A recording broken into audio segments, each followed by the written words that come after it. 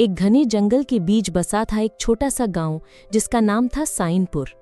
ये गांव अपनी शांति और सादगी के लिए जाना जाता था, लेकिन पिछले कुछ महीनों से एक अजीब सा साया गांव पर मंडरा रहा था।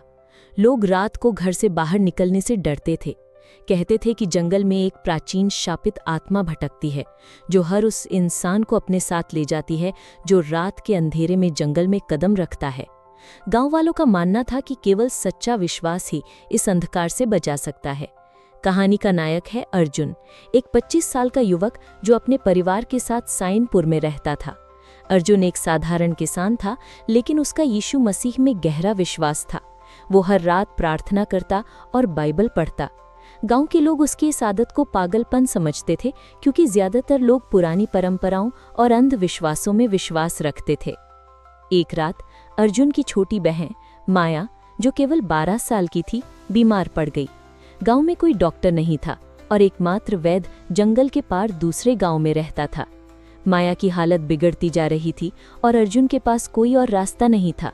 उसे जंगल पार करना था, वो भी रात के अंधेरे में। अर्जुन ने अपनी बाइबल जेब में रखी, एक लालटेन जलाई और माया को बचाने की प्रार्थना करते हुए जंगल की ओर चल पड़ा। जैसे ही वो जंगल में घुसा, हवा ठंडी हो गई। पेड़ों की टहनियां अजीब सी आवाजें करने लगीं, मानो कोई फुसफुसा रहा हो। अर्जुन का दिल जोर जोर से धड़क रहा था, लेकिन वो बार बार यीशु का नाम लेता रहा। अचानक लालटेन की रोशनी कम होने लगी। एक काली छाया अर्जुन के सामने प्रकट हुई। उसकी आंखें लाल थीं और उसका चेहरा भयानक था। "तू यहाँ क्यों आया, नन्हा इंसान?"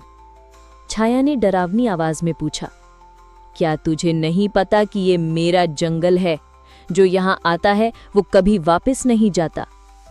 अर्जुन का शरीर कांप रहा था, लेकिन उसने हिम्मत जुटाई।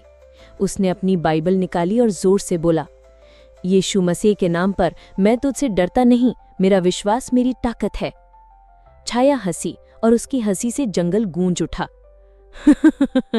"विश्वास? यहाँ तेरा विश्वास तुझे नहीं बचा सकता," उसने कहा और अर्जुन की ओर बढ़ी। छाया ने अर्जुन के चारों ओर घना अंधेरा फैला दिया। लालटेन बुझ गई और अर्जुन को कुछ दिखाई नहीं दे रहा था। उसे लगा कि वो खो गया है, लेकिन उसने अपनी आंखें बंद की और प्रार्थना शुरू की।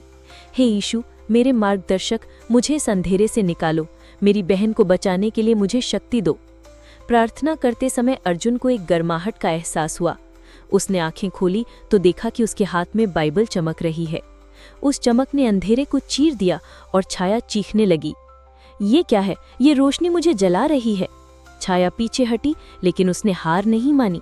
उसने अर्जुन के सामने भयानक दृश्य बनाए, उसके परिवार को खतरे में दिखाया, भूत प्रेतों की सेना खड़ी की। लेकिन अर्जुन ने हर बार यीशु का नाम लिया और प्रार्थना की। जंगल के बीच एक पुराने खंडर पर अर्जुन रुका। वहां एक प्राचीन क्रॉस जमीन में गड़ा था। छाया ने कहा, "ये मेरी आखिरी चेतावनी है अर्जुन। इस क्रॉस को छूने की हिम्मत मत करना, वरना मैं तुझे हमेशा के लिए इस अंधेरे में कैद कर दूंगी।"